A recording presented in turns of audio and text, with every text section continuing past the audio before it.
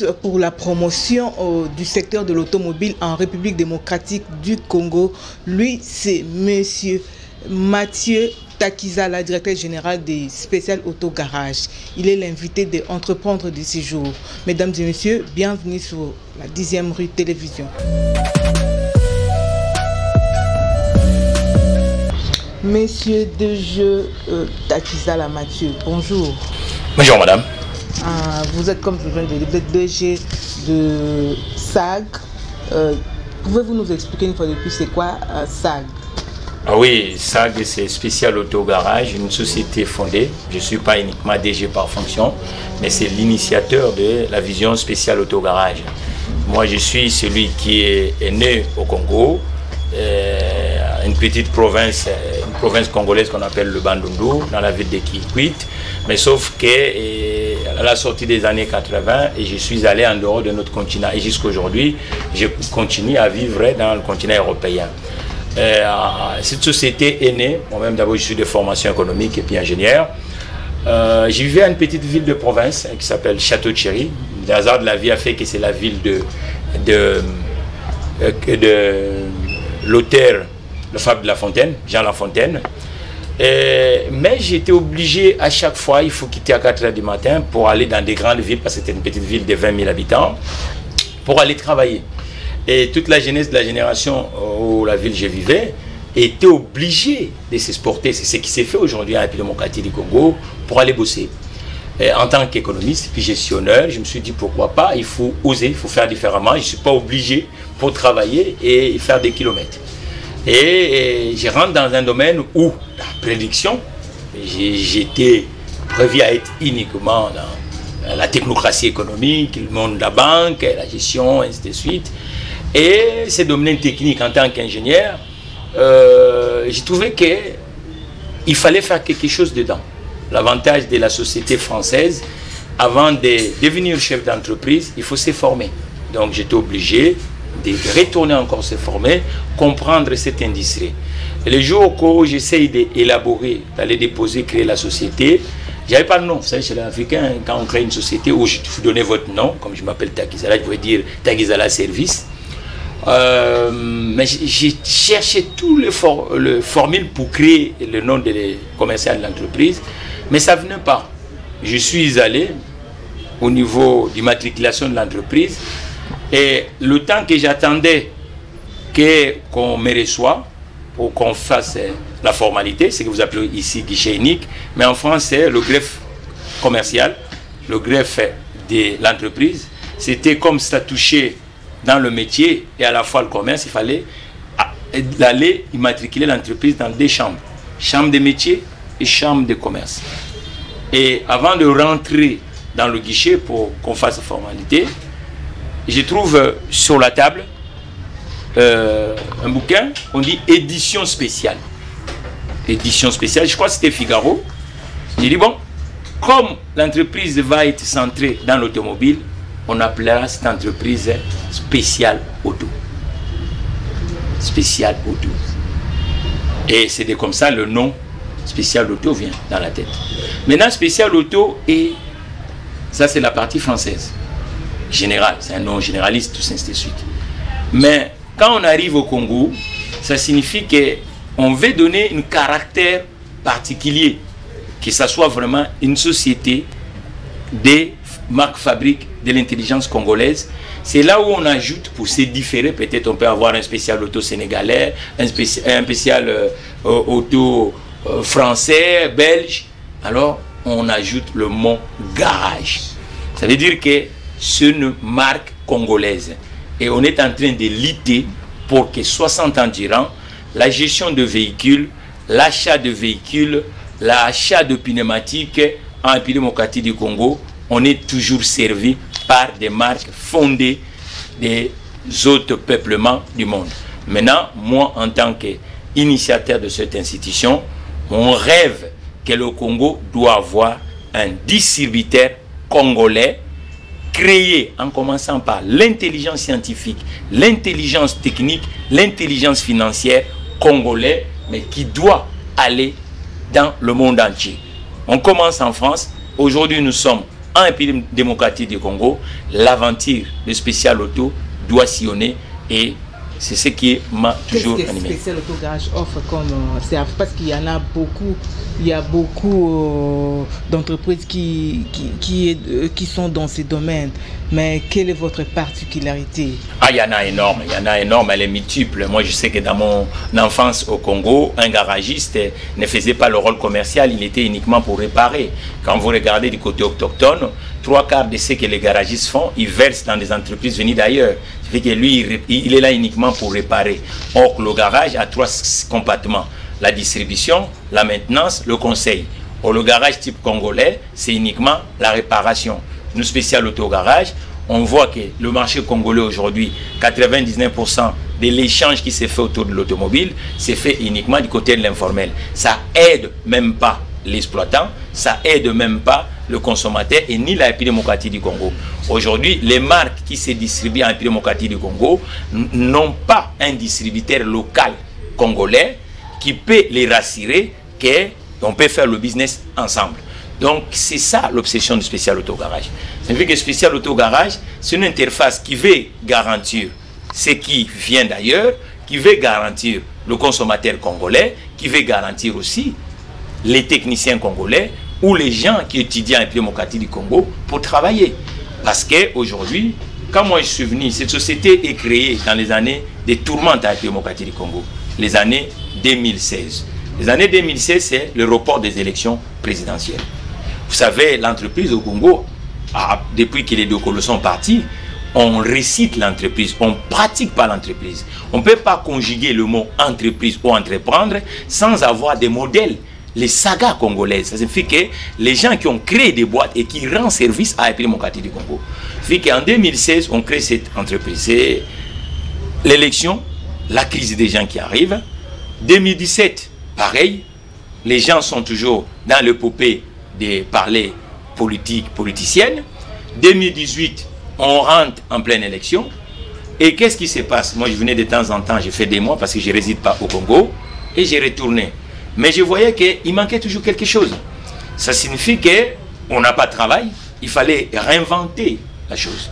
Il fallait d'abord que cette société de création, ce n'est pas une société de reprise, et qu'il aspire confiance aux Congolais. Quand j'arrive ici en 2019, qu'est-ce que nous voyons? Nous voyons qu'en 2019, les gens qui étaient chez Spécial Auto Garage faisaient encore comme les techniciens congolais. Ça fait qu'ils réparent uniquement, ils vont aller acheter chez les autres compartiments. Je les ai dit, niet, c'est pas comme ça que les choses doivent se faire. Il faut que l'identité visuelle congolaise, qu'on appelle Spécial Auto qui est SAG, doit apporter des améliorations. Prenons par exemple la ville de Kinshasa, la configuration de la ville de Kinshasa aujourd'hui. Nous avons 24 entités administratives, mais il n'y a pas assez de sociétés qui peuvent résoudre des problèmes techniques et commerciaux et fiscaux et social de la République démocratique du Congo dans ces segments. Nous aujourd'hui, SAG, c'est le site internet. Ça veut dire que nous sommes à limiter. Nous voulons que tout Congolais qui a besoin de services autour de l'automobile peut nous utiliser via l'industrie du 21e siècle. Le site internet SAG. Ça veut dire que vous êtes par exemple du côté d'Engaliema. Au lieu de faire des kilomètres, madame, jusqu'à limiter pour trouver les solutions, il suffit de se réserver. Donc faites une réservation sur le site internet sagkin.com et vous êtes à 15 du côté d'Engaliema. Ça fait que l'équipe mobile de SAG va venir intervenir là-bas. Qu'est-ce que le consommateur va gagner? L'usure mécanique, le temps, parce que si c'est 15 véhicules, c'est 15 chauffeurs qui doivent se déplacer, le carburant, et surtout qu'en ce moment, il y a des flambées de carburant en République démocratique du Congo et au monde. Et pendant ce temps, on résout quelque chose, on gagne le gain de temps, gain environnemental, vous voyez les embouteillages, ainsi de suite. Qu'est-ce qui est encore SAG? SAG aujourd'hui, c'est comment contourner les embouteillages en République démocratique du Congo. Vous voyez, c'est le garagiste. Il apporte des solutions parce que ce sont les experts sectoriels qui doivent apporter. Si vous êtes sur le site des SAG, Spécial Auto Garage, vous allez voir un onglet qu'on appelle application. C'est un développement que SAG a mis, une application pour la... Aujourd'hui, bon nombre de gens qui ont des véhicules moteurs en République démocratique du Congo, si vous leur posez simplement une question, vous faites combien de kilomètres la journée? Il va avoir des difficultés pour vous dire. Mais cet outil est là, simplement. C'est fait que vous rentrez, vous êtes du côté de Bumbu, vous voulez aller du côté de Kikwit, géolocalisation, vous tapez, ça vous permet de comprendre combien de kilomètres qui vous éloignent de Kikwit et Bumbu et combien de temps vous allez mettre. C'est ça l'aventure industrielle de SAG, l'aventure entrepreneuriale de SAG, spécial autogarage. Ça veut dire agir dans cet écosystème de l'automobile. Et notre rêve est que nous puissions être une marque nationale et africaine qui va permettre, parce que ce problématique n'est pas uniquement au Congo. L'Afrique, surtout l'Afrique francophone, n'a pas créé les marques. L'économie du 21e siècle, vous consommez, vous devez avoir des opérateurs des pays africains qui concilient. C'est ce que la Chine a fait. C'est ce que le Maroc est en train de faire. C'est ce que les autres États font au monde. Nous, aujourd'hui, nous restons toujours dans l'économie des années 60, où vous voyez qu'un pays qui forme des ingénieurs, un pays qui forme des commerciaux, un pays qui forme les économistes, mais bizarrement, dans le zoom des marques type congolais, vous ne verrez pas 10. Nous consommons uniquement les intelligences des autres. C'est ça, SAG. Ça veut dire que SAG, nous voulons que dans les jours à venir, si vous voulez distribuer le pneumatique en République démocratique du Congo, ça ne sera pas que vous venez créer votre boutique. Il faut se rallier avec SAG. Parce que c'est SAG qui a le contexte congolais, c'est SAG qui va créer une valeur ajoutée du côté congolais. Au lieu que ce soit ces gens-là qui importent de pneumatiques et ils créent leur boutique, or le Congo reste pigeon. Non, nous voulons que les Congolais, dans cette industrie, il ne faut pas que ça continue à être l'informel, parce que bon nombre de Congolais qui ont le véhicule moteur, on achète, mais on ne sait pas combien il va mettre dans les entretiens, combien il va mettre dans la réparation, qui va le conseiller. C'est ça le vrai problématique. Et comment on va faire que ceux qui ont étudié à l'ISTA puissent se concilier dans les jours à venir? C'est la marque congolaise qui va commencer à vendre sur eBay, sur Amazon, sur ainsi de suite. Parce que nous devons jouer la carte de grand. Parce que ça ne sert à rien que nous continuions à stigmatiser ces domaines, au lieu que c'est le domaine où tout le monde va chez les autres. Je ne citerai pas le nom, parce qu'on ne fera pas la pipe des autres. Et puis, aujourd'hui, il faut que la concurrence dans ces segments existe. Il doit exister. Nous devons avoir des interfaces avec l'intelligence. C'est congolaise de la tête et jusqu'au milieu. Oui, mais c'est le directeur général. On va bien écouter là. Donc, vous militez pour que le secteur de l'automobile soit considéré en République démocratique du Congo.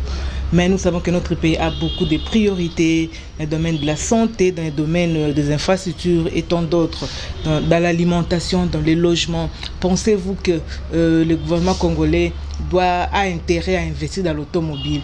Si oui, pourquoi et pour gagner quoi?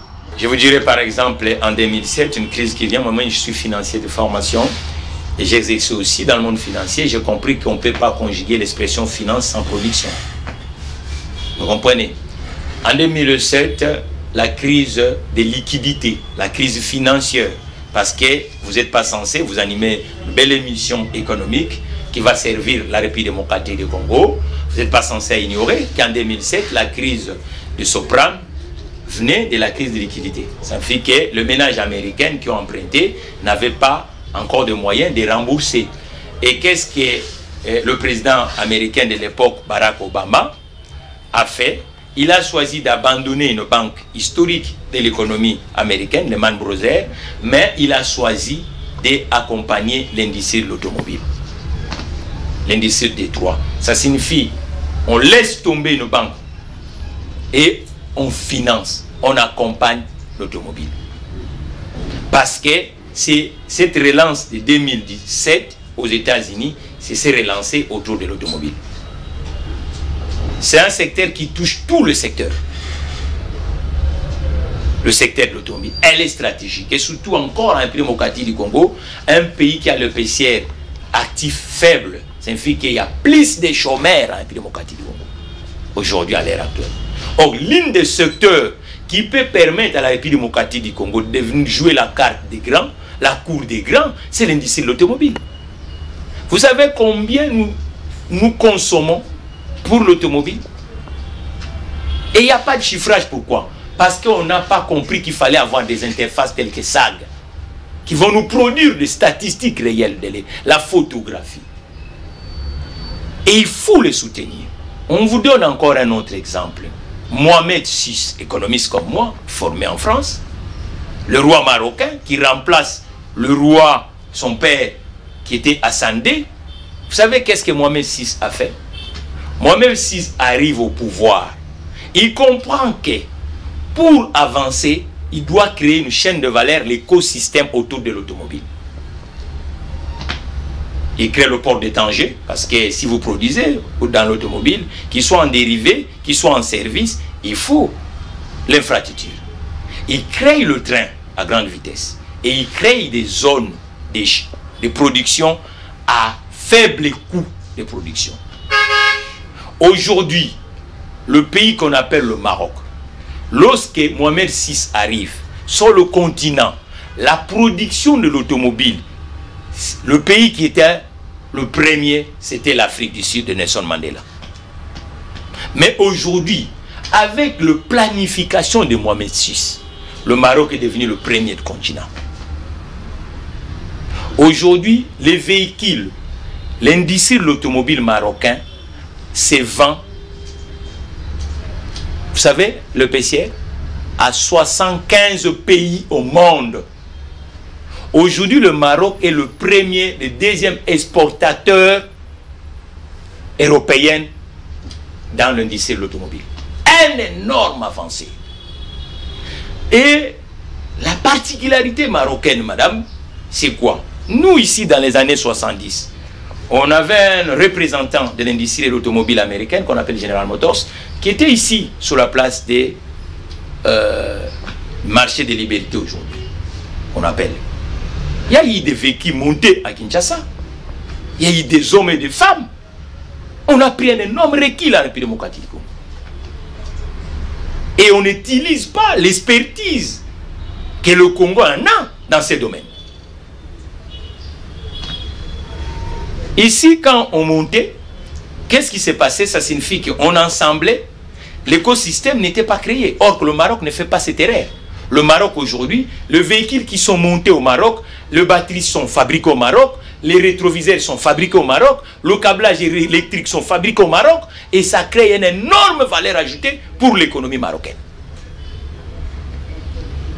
La crise de Covid-19 a fait que la logistique internationale s'est frustrée et la plupart des industriels aujourd'hui choisissent le Maroc comme allié. Mais nous, on a passé le temps ici à parler du cobalt, chose qu'on ne transforme même pas, ou pour aller creuser, vous devez avoir des pelleteuses, pour le transporter, vous devez avoir des engins, au lieu de créer des interfaces comme SAG, qui peut être avant-gardiste, pour comprendre que nous devons jouer la cour des grands. Je peux vous compléter dans l'information encore. Le président Nana Akufo, formé aussi en France, anglo-saxon de culture, mais il a encore une deuxième culture, on appelle la culture française. Aujourd'hui, au Niger, au Ghana, madame, Akufo monte la taxation d'importation de véhicules. Mais il enlève la taxation de production de véhicules au Ghana. Et c'est ce qui s'est fait aujourd'hui au Ghana. Pour créer de l'emploi, pour créer une valeur ajoutée au Ghana. Je peux vous compléter. Le président nigérien. Aujourd'hui au Nigeria, vous savez qu'il y a un fabricant nigérien de véhicules. L'armée est client, les administrations sont clients, ainsi de suite. Mais nous, chez Spécial Auto, vous savez, nous sommes une société au Congo. Il n'y a pas une administration client chez Spécial Auto Garage. Regarde le paradoxe congolais. Non, apparemment, vous voulez dire que les gouvernements congolais ne vous aident pas pour votre explosion. Mais un gouvernement, pour qui tape sur l'hameçon, il doit avoir des partenaires sectoriels. Je vais vous donner des exemples. Pas tant. Pas tant. Les exemples pas tant. C'est ça la gestion collective. C'est ça comprendre, avancer. Cette ingénierie, elle est stratégique. C'est une ingénierie où nous ne pouvons pas laisser comme ça dans la rue. Aujourd'hui, le nombre des entretiens qui se fait en République démocratique du Congo se fait uniquement autour de l'informel. Ça ne veut pas faire gagner une marge en termes de liquidité chez des Congolais et Congolaises ou des étrangers qui ont choisi le Congo comme une terre à vivre. Quel pays qui peut accepter que chaque individu peut aller acheter le véhicule lui-même tout seul comme ça? Où? Dans quel monde? Ça passe par des entreprises pour que le pays avance. Mais nous sommes l'unique pays au monde où le fils d'avoir l'argent avec l'ignorance et vous allez importer le véhicule. Et l'État, dans son côté, lui, voit uniquement les revenus douaniers. Non. Monsieur le directeur général, parlons aussi de ces sujets. Nous savons tous que la République démocratique du Congo a un ambitieux projet, c'est de développer le pays par la base à travers les 145 territoires. Là, on voit déjà par là, le gouvernement va commencer par développer les infrastructures routières. Il y a les barrages hydroélectriques, les écoles et tant d'autres. Pensez-vous que le secteur automobile aura aussi sa place dans ces projets? Oui. Si oui, comment? Oui. Vous savez, tous les secteurs d'activité en République démocratique du Congo est en mode urgent, en mode déficitaire. Ce sont les expressions employées. On met à manger à part. Et puis, mais madame, on privilégie l'automobile. Expliquez-nous, mettez les directeurs généraux. Aujourd'hui, le cours de blé est autour de 400 et quelques dollars. Pourquoi le blé monte? Parce que la logistique ne suit pas. Parce que l'Ukraine.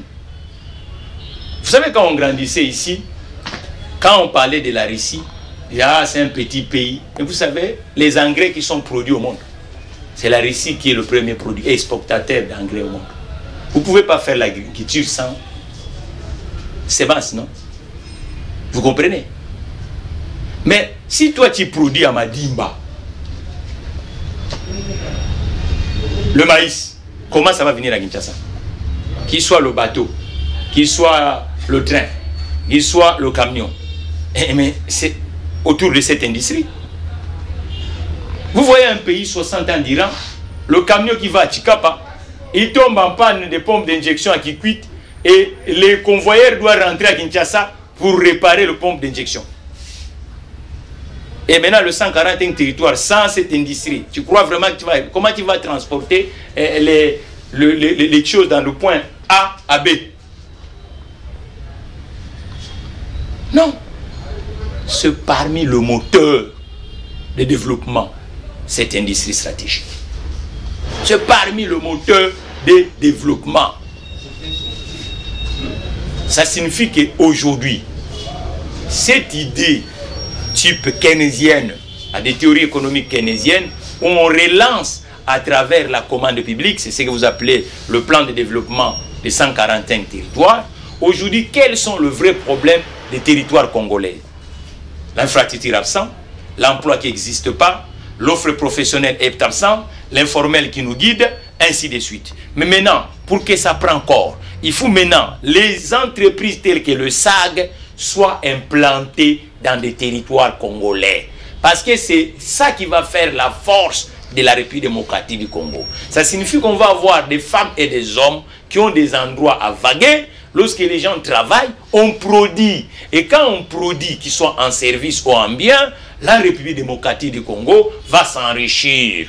Mais quand on produit du bord de l'informel, la République démocratique du Congo va s'appauvrir. Aujourd'hui, il y a des territoires sans entreprise. La journaliste, donc aujourd'hui, le plan type keynésien que le président Tshisekedi est en train de mettre, moi j'ai toujours dit à mon compatriote président Tshisekedi que les amis, ils partagent beaucoup aussi le temps avec les politiques, mais je crois aussi que le président Tshisekedi doit nous partager aussi le temps avec nous, les entrepreneurs. Parce que c'est ce mixage qui va faire que le Congo revienne dans la lettre de noblesse. Comment envisagez-vous l'industrie automobile en République démocratique du Congo? Qu'est-ce que le gouvernement doit faire? D'abord, l'industrie de l'automobile en République démocratique du Congo, nous devons créer ce qu'on appelle un écosystème. Nous devons permettre aux entreprises qui sont dans le secteur de l'automobile en République démocratique du Congo d'avoir du cash flow, ça fait que le travail, la plupart d'entre elles que Spécial Auto Garage, une entreprise avant-gardiste avec des solutions pour la République démocratique du Congo, mais aucun contrat, aucun contrat. Mais comment l'entrepreneur peut agir? J'ai soif, je vais agir en République démocratique du Congo. On a des milliers de projets ici. Vous savez, chez Spécial Auto, on a un projet pour le déplacement. Vous savez, pour quitter le Lubumbashi jusqu'à Kinshasa ou bas Congo, on prend quel avion? Il n'y a que cette solution. Mais Spécial Auto a un projet ici de relier le 6 provinces. Moi, j'appelle ça 6 parce que je ne vois pas l'utilité de découper. Ça ne sert à rien, ça. Ce n'est pas ça qui va faire avancer la République démocratique du Congo.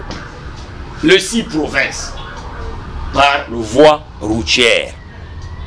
Une société qu'on appelle ici chez nous, une branche de Spécial Auto, Spécial Trans, avec des autocars, au lieu que les gens rentrent dans le truc à pied, maintenant les gens doivent monter. Mais c'est que nous disons que la commande publique, nous voulons, pour organiser ces projets, il faut du public-privé.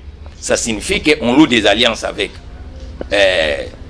Sonance, OCC, les provinces, les municipalités, ainsi de suite. On crée un acteur qu'on appelle Spécial Trans.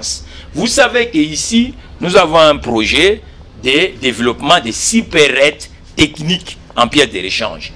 Pièces de rechange, ce n'est pas une boutique, c'est un magasin technique. Un magasin technique, ce sont les experts techniciens qui sont là pour prodiguer des conseils à ceux qui achètent et à ceux qui ont besoin dans cette... Mais nous, on a créé des boutiques où même ce ne sont pas des techniciens, mais ils vous donnent. Qui vous vend le médicament? Il s'appelle comment? Pharmacien. Le médicament, ce n'est pas monsieur tout le monde qui peut vous vendre le médicament. Et le médicament en automobile, c'est le pièce de rechange. Le pièce de rechange doit se vendre aujourd'hui. L'industrie de l'automobile est dans la rue en République démocratique du Congo. Elle n'est pas professionnalisée. L'industrie de l'automobile, il faut avoir des entreprises qui incarnent cette industrie. Aujourd'hui, nous avons les gens qui conduisent des remorques. Vous avez déjà vu les auto-écoles qui forment les gens qui conduisent les remorques, mais c'est l'un des secteurs où on peut créer de l'emploi en République démocratique du Congo. Nous avons des pelleteuses en République démocratique du Congo, ce qu'on appelle des engins. Il y a des écoles de formation de ceux qui tirent des engins. Et non. Donc vous voyez que la multiplication de ces écoles, ces instruments de l'économie dans cette industrie va permettre qu'on puisse créer l'industrie de transformation. Comment aujourd'hui, il n'y a même pas un bougie fabriqué en République démocratique du Congo. Or, ces bougies, ce ne sont pas les ministres qui vont le faire, ce sont des industriels de demain, nous, les Mathieu Takizala, qui sont dans le secteur, qui exercent là-dedans et qui comprennent comment il faut jauger, comment il faut faire. Donc c'est ça le vrai problème. Si on veut appeler ça industrie, il faut que les choses se passent dans la normalité, dans un cadre professionnel. On peut plus permettre à tout Congolais, c'est comme laisser un enfant d'aller acheter une arme. Il n'est pas militaire, il va acheter une arme pour faire quoi avec? Aujourd'hui, tout le monde va l'acheter tout seul, mais quand il arrive, quelles sont les conséquences? Les conséquences sont d'abord pour lui-même, la personne qui achète, les conséquences sont pour la société, ça ne crée pas la valeur, et puis celui-là va s'appauvrir, l'épargne nous fait défaut aujourd'hui, y compris nos institutions. Quand ils achètent leurs véhicules, quels sont les accompagnateurs? Quelles sont les entreprises qui les accompagnent? Même dans les entretiens. Vous voyez, on va voir même les institutions commerciales. Vous voyez le véhicule d'institutions commerciales du bord de l'informel. Mais ça, ce sont des interdictions formelles, madame. Mais c'est Takiza, est-ce que toutes ces idées-là, vous les partagez aux autorités ou bien ça reste chez vous-même? Non, madame. C'est ce qu'un scientifique du bord de l'économie peut rester avec les idées comme le vieux sorcier qui est allé dans le forêt. Il a vu le banane, lui-même ne peut pas se transporter. Il vient, il préfère que ça pourrit là-bas. Non, il va raconter au village en disant, allez-y là-bas, rentrez rentrer, vous allez récupérer le banane là-bas. Parce que même vous ne dites pas, si ça pourrit, qu'est-ce que vous gagnez? Nous transportons. Depuis que je suis à Kinshasa, qu'il soit les sociétés commerciales. Parce qu'aujourd'hui, la plupart des entreprises qui sont à République démocratique du Congo sont perdants parce qu'ils croient qu'en avoir 15 véhicules et trouver des gens avec le blé de travail qu'on appelle technicien, que comme ça on gagne. Non, il faut trouver les sociétés de maintenance qui vous accompagnent. Et on écrit à tout le monde. Si vous voyez là, il y a des messieurs qui sont là-bas et ils sont derrière des ordinateurs. Ne croyez pas qu'ils sont là. Ils sont là à contacter. Nous contactons par voie papier, nous contactons par voie numérique. Mais sauf que le système doit changer en République démocratique du Congo pour que nous devenions un État qui va gagner. Aujourd'hui, nous ne gagnons pas dans ce secteur. Et nous disons que l'État lui-même, comme organisation centrale, doit jouer tous les véhicules des administrations.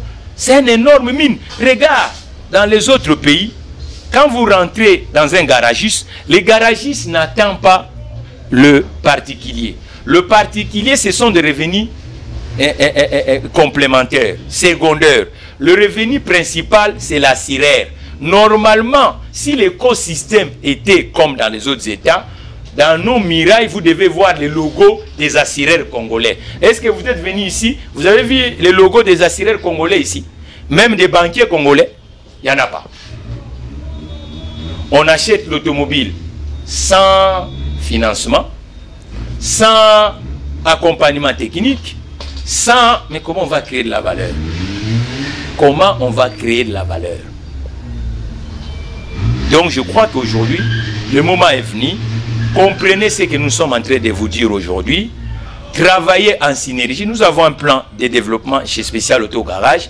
Nous voulons travailler en synergie avec les institutions ou les entreprises qui ont des intérêts connexes avec Spécial Auto Garage, qui deviennent des associés, même Transco.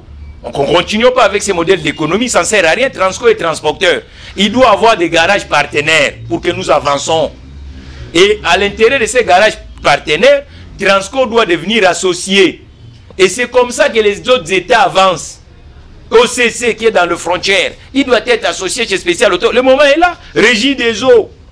C'est comme ça qu'on peut faire bouger des lignes en République démocratique du Congo. Au lieu de laisser une belle initiative comme ça et commencer à faire du surplace. Non. Les innovations aujourd'hui, les Zuckerberg ont collaboré avec les bords publics et privés. C'est pour ça aujourd'hui nous consommons les Facebook, les Apple, ainsi de suite. Et ça fait la fierté des États-Unis d'Amérique. Mais Spécial Auto est là pour concilier le monde public, le monde privé, le monde particulier au niveau de la République démocratique du Congo pour que nous puissions avancer. Merci beaucoup, monsieur. C'est moi qui vous remercie.